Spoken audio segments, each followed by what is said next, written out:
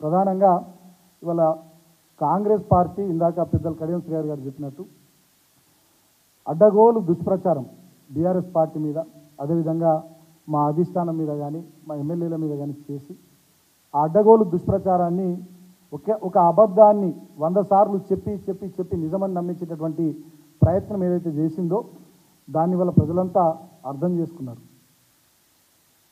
ఇన్ని రోజుల తర్వాత కూడా, ప్రభుత్వం ఏర్పాటైన ఇన్ని రోజుల తర్వాత కూడా ఇంకా ఎంతసేపటికి బీఆర్ఎస్ పార్టీ నాయకులను, కేసీఆర్ గారిని, మా మాజీ మంత్రులను, మాజీ ఎమ్మెల్యేలను మా మీద పడి ఏడవడమే తప్ప, మమ్మల్ని అనడమే తప్ప, వాళ్ళు ఏ హామీలు ఇచ్చి అధికారంలోకి వచ్చిర్రో ఆ హామీలను నెరవేర్చే ప్రయత్నం చేయకపోవడం నిజంగా ఇవాళ చాలా శోచనీయం, బాధాకరం. ఇవాళ కాంగ్రెస్ పార్టీ పరిస్థితి ఎట్లున్నదంటే ఢిల్లీ వాళ్ళ పార్టీలో పదవుల లొల్లి, ఇది తప్ప వేరేది ప్రజలకు సంబంధించిన ఏ పని కూడా కనబడతలేదు. ప్రచార ఆర్భాటం. గతంలో మా ప్రభుత్వం ఏమో పని ఎక్కువ ఉండే, ప్రచారం తక్కువ ఉండే.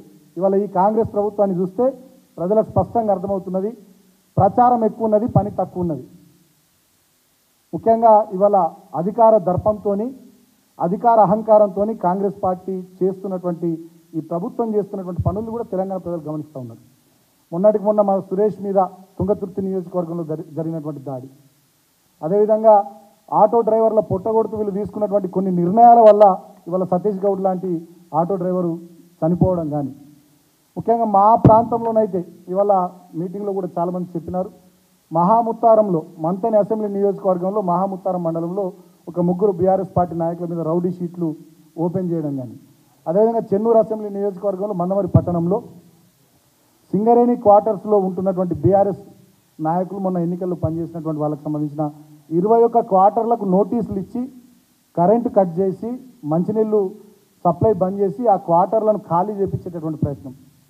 దాంట్లో కాంగ్రెస్ సింగరేణి కోల్బెల్ట్ ఏరియాలో బెల్లంపల్లి నుంచి మొదలుకుంటే కొత్తగూడెం సత్తుపల్లి వరకు చాలా క్వార్టర్లలో చాలామంది ఉంటున్నారు. గతంలో 10 సంవత్సరాలు మేమున్నప్పుడు కూడా ఏ ఒక్కరిని ఏమి కూడా అనలేదు.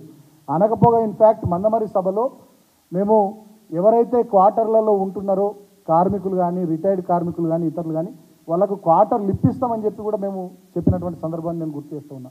అయినా కూడా ఇవాళ కేవలం కక్ష కట్టినట్టుగా ఉద్దేశపూర్వకంగా బీఆర్ఎస్ పార్టీ నాయకుల క్వార్టర్ల విషయంలో ఇవాళ నోటీసులు ఇప్పించి అక్కడ కక్ష సాధింపు చర్యలు. అదేవిధంగా రామగుండంలో మొన్న కౌంటింగ్ తర్వాత కూడా 2-3 బీఆర్ఎస్ పార్టీ నాయకుల ఇళ్ల మీద దాడులు. అదేవిధంగా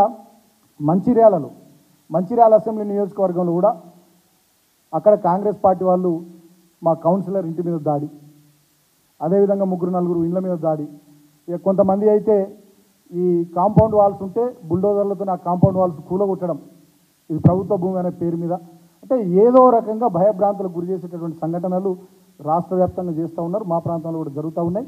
ఆ విషయాలన్నీ కూడా ఇవాళ మీటింగ్లో చర్చకు వచ్చినాయి.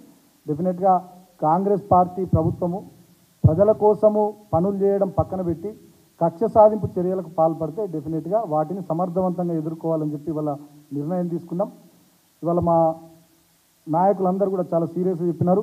అవసరమైతే సందర్భం వస్తే వాళ్ళు ఇట్లనే కేసులు పెట్టి రౌడీ షీట్లు ఓపెన్ చేసి దాడులు చేసి ఈ రకమైనటువంటి భయభ్రాంతులకు గురి చేసే ప్రయత్నాలు చేస్తే 39 మంది ఎమ్మెల్యేలం, 32 మంది ఎమ్మెల్సీలం, ఎంపీలం, సీనియర్ నాయకులం అందరం కూడా బస్సులు వేసుకొని మీ దగ్గరికి వస్తాం, అండగా ఉంటామని చెప్పి కూడా మాజీ మంత్రి హరీష్ రావు గారు కూడా చెప్పడం జరిగింది. సో ఇట్లా కాంగ్రెస్ పార్టీ ఇచ్చినటువంటి హామీల అమలు మీద శ్రద్ధ పెట్టాల్సింది పోయి కక్ష సాధింపు చర్యలకు పాల్పడుతున్నటువంటి తీరును కూడా రాష్ట్ర ప్రజలు గమనిస్తూ ఉన్నారు.